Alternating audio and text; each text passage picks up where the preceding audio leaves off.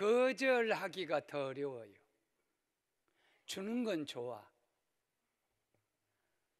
식당에서 밥 먹고 밥값 내면 왠지 기분이 좋아. 못 내면 참 서러워.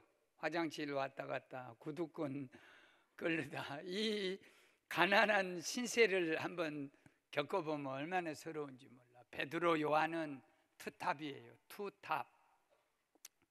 예루살렘에 다 알려진 사도예요. 아주 유명한 사도가 알려진 사람. 성전에 가면 4개 동서남북으로 문이 있는데 양의 문도 있고 미문, 아름다운 문도 있고, 아름다운 문에는 사람이 통과하고 양의 문에는 제사드릴 양들이 통과하는 문이에요. 근데 아름다운 문에 나이가 40살 됐는데 이 하체가 마비예요. 이게 조금 용서하고 들어주세요. 하체 마비하면 잘 모르는 사람. 옛날에 표현으로 안진병이라 그 말. 소아마비인지 뭔지 몰라도. 그래 사람들이 불쌍하다고 그분을 이렇게 매일 그 성전 미문에다 데려다 놓으면 한번 주십시오. 그런데 베드로하고 요한에게 좀 구걸을 해서. 그런데 그때 베드로 요한은 돈이 하나도 없었어요. 뭐 큰 돈을 요구한 것도 아니에요. 어디 그 얻어먹는 사람이 막 1,000만 원 달라고 100만 원 달라고 해서 그날 점심값만 좀 주어도 되는 거지. 동전 한 푼이어도 되는 거지. 근데 그게 아무것도 없는 거예요. 그만큼 교회가 그때 어렵고 가난했어요. 그래서 은과 금은 내게 아무것도 없구나. 얼마나 창피하고 부끄럽겠어요. 사람들이 다 보고 성전에서 다 보는데 내게 있는 것은 예수 이름이다. 나사렛 예수 이름으로 일어나 걸어라. 그랬더니 번뜩 일어나 걸어갖고 40살 먹은 사람이 뛰기도 하고 걷기도 하고 성전에 들어가고 할렐루야. 이걸 가르쳐서 오늘날 말씀으로 전할 때 캐리그마라 그래요. 메시지라 그래요. 오늘 이 자리에는 앉은 이렇게 지체 장애자도 없고 또 우리한테 뭐 이렇게 돈 달라는 사람도 없는데 왜 이 말씀이 오늘 우리에게 필요하냐? 예수 이름으로 우리들도 일어나서 걸고, 혹시 이렇게 주저앉은 신앙을 가지고 있다면 오늘 몽땅 일어나시기를 바랍니다. 할렐루야. 첫째, 오늘 베드로와 요한이 거룩한 원칙을 가지고 있어요. 기도 원칙. 원칙은 타협하는 게 아니에요. 교통이 원칙이 돼 있어. 파란불 들어와, 빨간불 들어오면 이게 원칙인데 그거 나하고 타협하자. 내가 그냥 가고 그러면 그 사람도 죽고 다른 사람도 죽는 거예요. 원칙은 이렇게 바꾸거나 서로 의논하거나 그런 게 아니에요. 신앙의 원칙이 있어요. 무슨 원칙이냐? 기도 원칙이 있어. 모든 것은 기도 우선이에요. 시편 55편 17절 보면 저녁과 아침과 정오에 내가 근심하여 탄식하였더니 여호와께서 내 근심을 다 들어주셨다.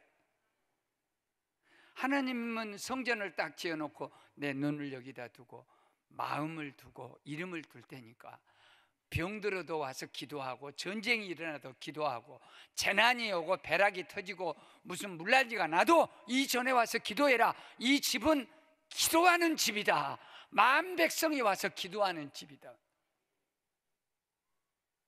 그래서 오늘 9시는 오후 3시를 얘기해요. 9시 기도 시간에 베드로와 요한이 기도하러 성전에 올라갔다. 기도는 하나님의 성전에서 기도는 9시, 12시, 3시. 지금도 무슬림, 이슬람 교도들은 중동을 가보면 큰 모스크, 우리 교회 성전만한 큰 모스크예요. 그 신전에서 시간이 딱 되면 모두가 와서 기도하는 거예요. 이것도 다 구약의 그 흐름의 뿌리예요. 유대인들은 꼭 성전에 가 기도한대. 이제 성전이 멀리 떨어져 있다, 또 가까운 곳에 있는 것이 아니다, 그럴 때는 창문을 딱 열어놓고 성전 쪽을 향하여 하나님께 간절히 기도를 합니다.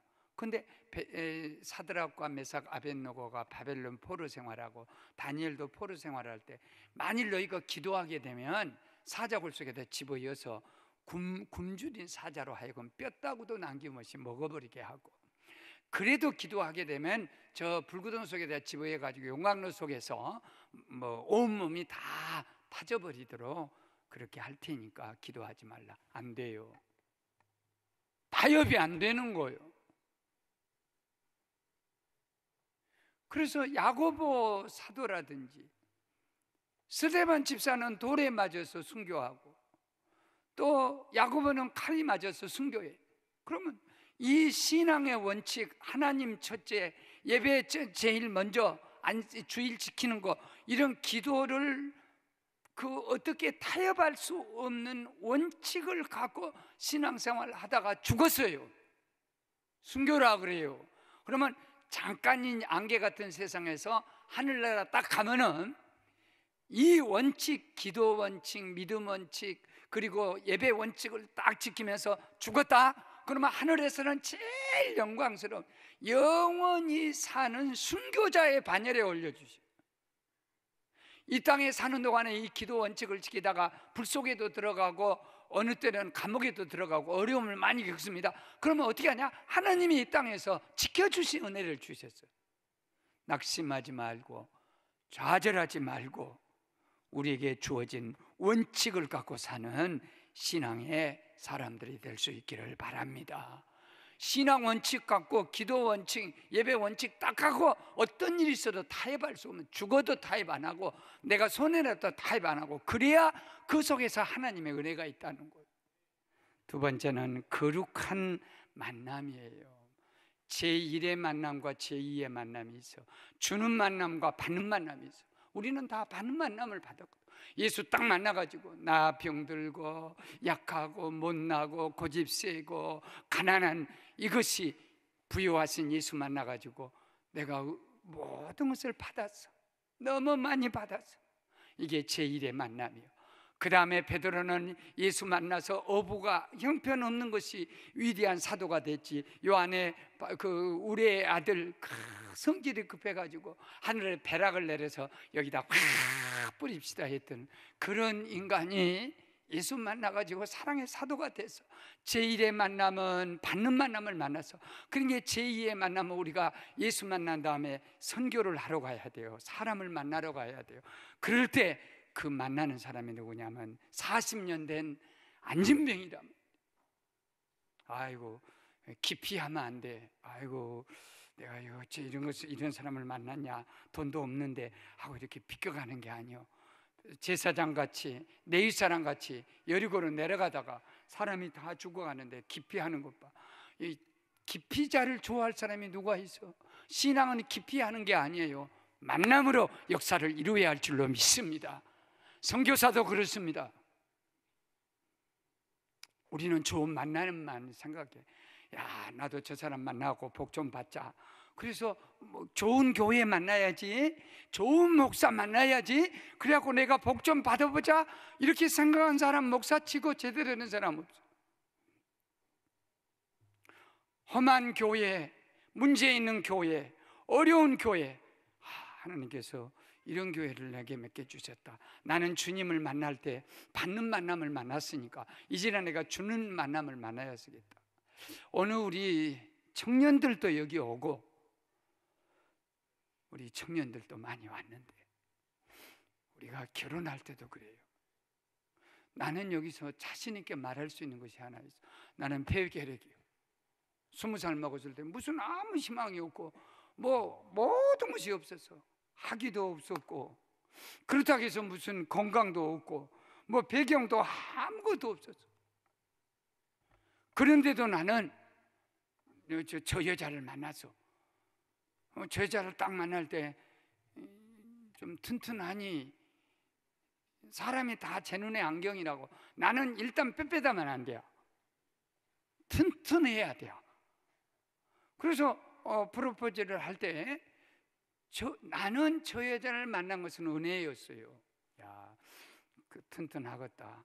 또 하다못하면 자판기를 놓고 팔더라도 좀 넉넉한 사람이니까 나보다 낫겠다 이렇게 해서 나는 은혜를 입었어요. 그런데 저 사람이 생각할 때는 십자가였다는 거지. 야, 내가 예수 만나서 은총을 입었지만 계례관자를 데리고 일생 동안 목회할라, 또 신학 가는데 또 뒷받침할라, 또 암으로 이제 미래 얘기지만 저 사람이 아파가지고 저렇게 약하고, 그게 사실은 일정이 십자가인데 지금 우리의 가정 생활을 보십시오. 저 사람은 나를 만날 때 제 일의 만남이 아니요, 도움의 만남이 아니고 받는 만남이 아니라 다 주는 만남이에요. 그러면 결과는 그냥 우리는 다 끝난 건가?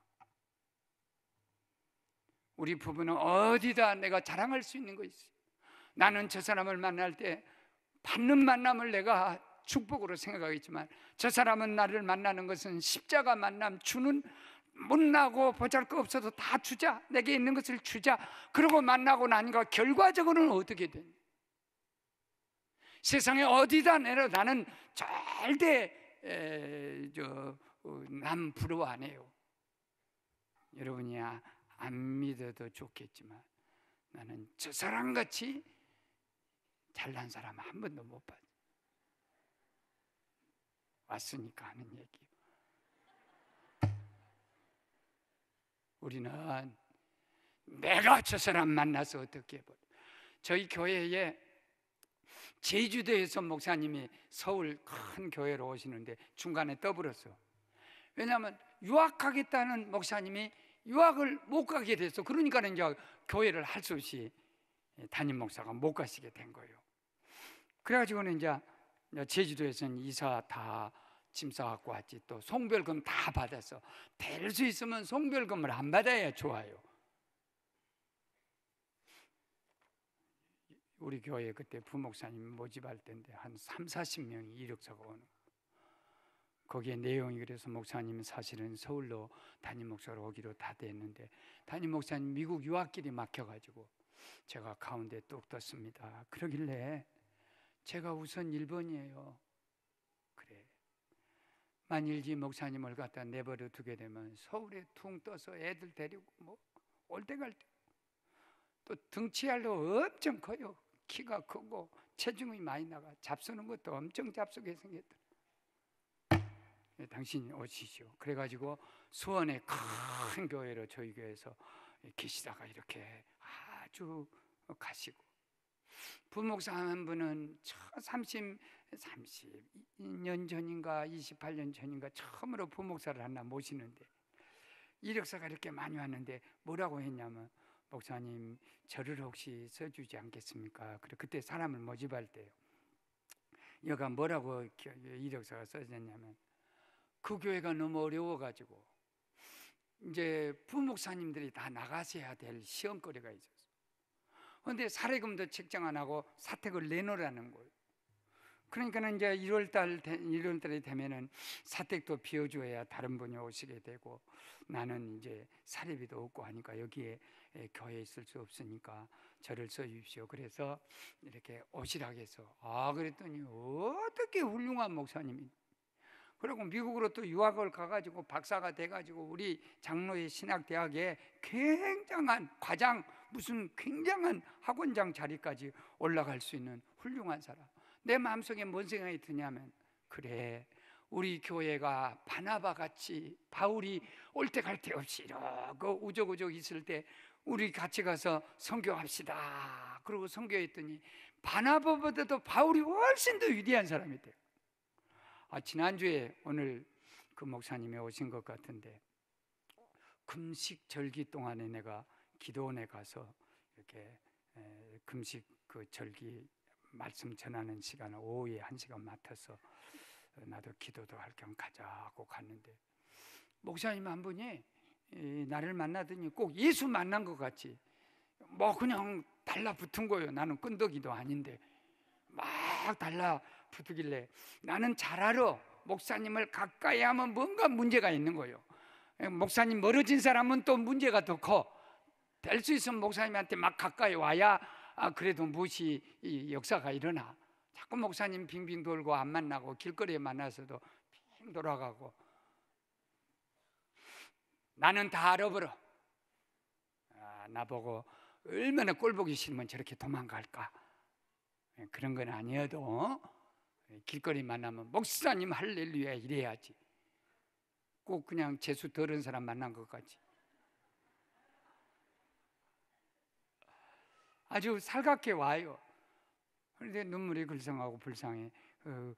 후배인데 아주 똑똑하고 잘생기고 아마 모든 목회도 잘하는 후배인데 왜 그러냐 했더니 교회에서 여차 어떤 사정에 의해 가지고 사표를 먼저 냈다는 게 교회다. 그래 내가 절대 목사는 사표 내면 안 되거든. 여러분이 남편하고 갈라서 갈 때는 정확하게 이혼하고 그 챙길 거 다 챙기고 그 유지하러 다 갖고 가야 안 굶지. 기분 나쁘다고 도장 딱 찍고 가면 안 되는 거예요. 뭔 말인지 모르는. 사표를 냈다는 거예요. 그리고 기도원에 와서 무한정 이제 보니까 이제 하나님이 일 더 주실 때까지 그냥 금식하려고 마음 먹고 금식 한 일주일 한 것 같아. 그러면서 목사님 우리 교회를 오겠다는 거예요. 그건 그렇게 온다고 오는 게 아니거든. 목사들은 당회도 결정을 해야 되고 우리 교회가 우선 부목사님이 필요해야 돼요. 자리가 필요해야 되고 일자리가 있어야지. 그냥 그러니까는 두 가지 조건을 제기해. 사택 안 줘도 된다는 거예요. 사택이 어마어마한 돈이 많이 들어. 그 다음에 사례비를 달달마다 주지 않아도 된다는 거예요. 그럼 우리 교회 등록만 하고 다니겠다는 거예요. 아니 그걸 반대하면 안 돼요. 아니 누구든지 우리 교회 장로님이고 목사님이고 우리 교회 등록에 다니랍니다 한데 내가 아이고 부목이라 부담스러워요 오지 마세요 이렇게 할 수는 없어. 그래서 아니 사택이 없으면 어떻게 사택 얻을 돈은 있다는 거예요. 그래서 그러면 사례를 안 주면 애들 데리고 사모님과 어떻게 사냐 했더니 형제간들이 물론 말인지 모르겠지만 형제간들이 잘 살아가지고 거기서 사례비가 온다는 거예요. 그게 모르겠어요. 우리 교회 오시려고 그냥 한번 해본 얘기인지 모르겠지만 하여튼 걱정 없이 우리 교회가 어찌됐든. 그러니까 목회자라는 게 뭐냐면 사례비나 이런 게 목적이 아니에요. 일할 수 있는 이것이 목적인 거예요. 우리는 다 그래야 돼. 일하는 게 목적이에요. 그때 내가 무엇을 가지고 있었냐면 내가 그 선물을 하나 가지고 있었어요. 우리나라 대기업 하다가 지금 조금 어려우신 장로님이 있어요. 지금 어려우고 계시는데 좀 재산을 가지고 있어. 그래요. 그 장로님이 우리 안산에다 무슨 일을 하냐면 전국에다가 큰 교회에서 월요일만 예배당만 빌려달라는 거예요. 그러면 개척교회 목사님들과 그리고 선교사님이든지 또는 어려운 목사님들 매주 월요일마다 1년에 한 석 달씩 한 6달 정도 월요일마다 모셔놓고 좋은 강사님을 모셔다가 거기에다 불을 지르는 횃불을 하는 불을 지르는 그 선교 프로그램이 있어요. 서울에도 있고 부산에도 있고 도시마다 큰 교회마다 이렇게 하는데 우리 교회는 아무 돈이 들어갈 거 없으면 거기서 정신값 다 오는 대로 정신값 대주지 또 오는 대로 또 강사비 다 그 장로님이 대주지. 그런데 거기에 그 간사 목사님이 젊으셔야 되고 또 여러 가지로 좀 무슨 자격이 몇 가지 있어요. 그러니까 그분 사례비를 다 평생 먹고 살 것을 드린 거 아니지만 그래도 활동할 수 있는 충분한 활동비를 드리는 사례비를 거기서 주는 목사를 나보고 추천하라는 거예요. 그래서 내가 여기저기 이렇게 생각하다가 그 조건하고 내가 추천한 분하고 안 맞아서 자리가 지금 비어 있는 거예요. 근데 그 젊은 목사님을 만나게 되니까 나도 모르는 순간에 사택 안 줘도 된다, 사례비 안 줘도 된다. 그러면 우리 교회 와서 이 일을 한번 장로님하고 한번 해볼래냐? 그러고 나머지 시간은 우리 교회 와서 섬기라는 거예요. 그러니까 그분이 그냥 손을 꽉 잡고 눈물을 글썽하고 오늘 틀미시 보나마나 오셨을 거예요. 일단 와서 등록하라고. 생각해 보십시오. 그분에게는 지금 사례나 사택이나 이런 것이 중요한 게 아니에요. 공중에 퉁 떠서 한 달이고 두 달이고 하나님이 길 열을 때까지 금식하는데 어떻게 그 금식하는 도중에 목사님이 이 해답을 가지고 있는데 나를 만나서 금식기도 시간에 나를 만난 얘기, 이게 하나님의 역사입니다. 우리 교회의 만남입니다. 우리 교회는 좋은 목사님 만나가지고 잘 되고 그런 게 아니라 올 때 갈 때도 없으시고 어렵고 힘들고 바울과 같이 아무도 안 알아주는 그런 사람들을 만나서 그 사람들에게 제2의 만남, 우리가 그에게 무엇인가 도움이 될 수 있는 천사가 되는 만남, 바나바가 되는 만남, 그 만남을 가질 때 그것이 하나님의 교회이며 축복의 만남이 될 줄로 믿습니다. 그리고 마지막은 방언이 있어요. 거룩한 방언. 나사렛 예수 이름으로 명하나니 일어나 걸으라. 마태복음, 마가복음 16장 17절에 너희에게는 능력을 줘, 새 방언을 말하며 무슨 독을 마실지라도 전염되지 않는 능력을 주고 병을 위해서 기도하면 병자가 낫게 되고 귀신을 몰아내는 능력을 주신 적이 있어요. 마가복음 9장에 보십시오.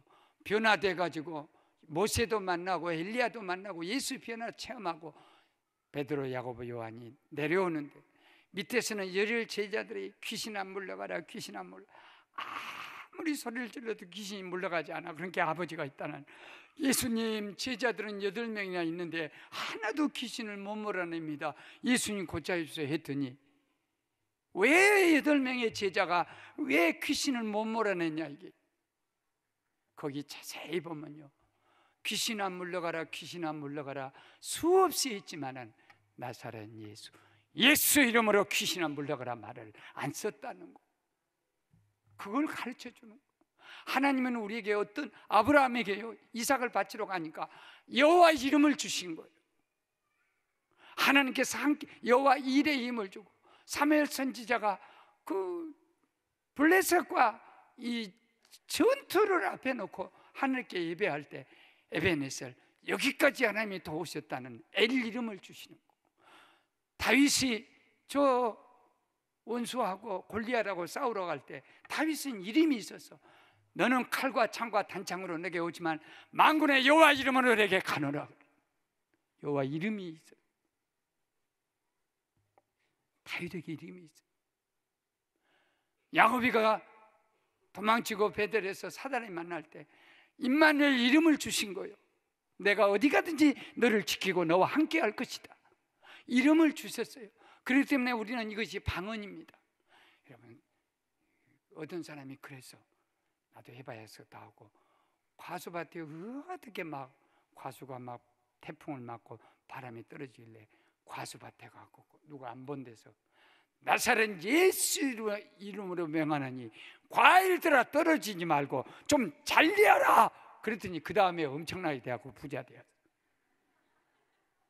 애들 보고 그래야 돼. 아이고 저 빌어먹을 놈, 이 지게질 놈, 그런 말 하면 안 돼. 예수 이름으로 명하노니 잘 될지어다. 할렐루야. 여러분, 원수 보고 그래야 돼. 아이고 원수 너 자빠져라 그러지 말고 예수 이름으로 일어나 바꿔져라, 착한 사람이 되라. 우리는 이 방언이, 이게 중요해요. 저 멕시코에서 뉴욕행 비행기를 타고 세계적인 유엔 본부, 세계적인 그런 정상들, 아주 대단한 인물들이, 대표자들이 모여서 멕시코 시티에서 회의를 하고 비행기 타고 뉴욕에 가게 되면 환승을 하는 거예요. 뉴욕에서는 세계 각국으로 가는 비행기가 다 된 종합비행장이에요. 그래 거기를 가는데 이제 탑승 완료하고 출발 15분 20분 전에 어나운스멘트가 나오는 거예요. 오늘 승객들이 다 이 멕시코 시티에서 뉴욕까지 가는 비행기에 다 100여 명 식구들이 다 탑승을 했습니다. 이렇게 다 탑승한 거예요.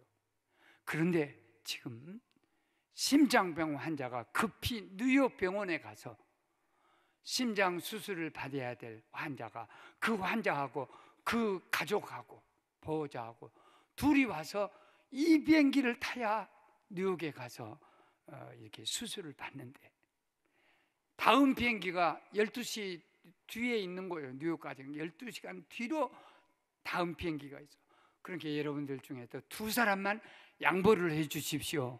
하나도 양보 안 해요. 왜냐하면 원래 외국에 나가게 되면 12시간 뒤로 타면 자루저녁 잠자야지. 멕시코에서 또 경비 들어가지. 그 다음에 어렌지가 안 되면 안 돼요. 이게 다 예약이 돼가지고 기계같이 움직여서 가는 거지. 국제적으로 그렇게 쉽게 어느 날 식당 하나도 예약 안 하면 안 돼요. 근데 비행기 예약이 벌써 다 취소되어 버렸는데 이건 안 되는 거예요.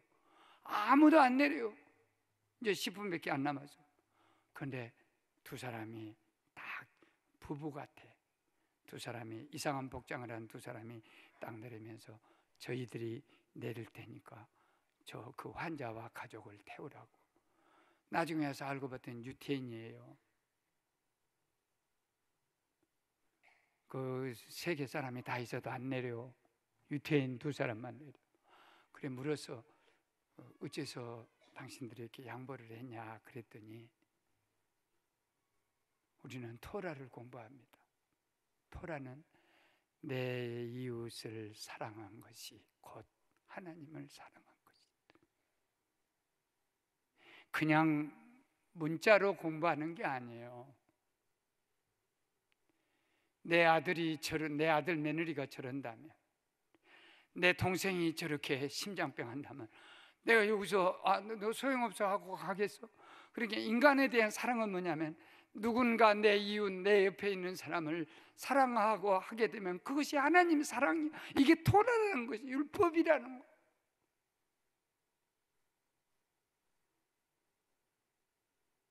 내 안에 있는 말씀이, 내 안에 있는 예수가 아이스비치 수용소에서 10사람을 나치들이 독일 병사들이 차출을 했어요. 그리고 가스실에다 보내면 비누가 되어서 나오는 거예요. 근데 9사람은 그걸 견디는데 어쩔 수 없이 운명적으로 건드는데 한 사람이 못 견디는 거예요. 나는 내 아내가 있고 내 자식이 있고 내가 죽으면 안 돼요. 그러고 나는 자신이 없어하고 막 몸부림을 치는 거예요. 그랬더니 그거 사제, 폴란드 출신 사제 골베가 감독관님, 저 사람이 저렇게 괴로워하는데 나는 아내도 없고 자식도 없는 사제입니다. 그러니 저 사람을 살려주고 저를 대신 가스실에 보내주십시오. 그 분위기가 확 바꿔졌어요. 왜? 내 안에 있는 예수가, 너는 아내도 없고 자식도 없는 몸이니까 네가 가서 대신 저 사람을 살려내고, 이것이 예수 이름의 능력이요 나부터서 권세의 역사예요.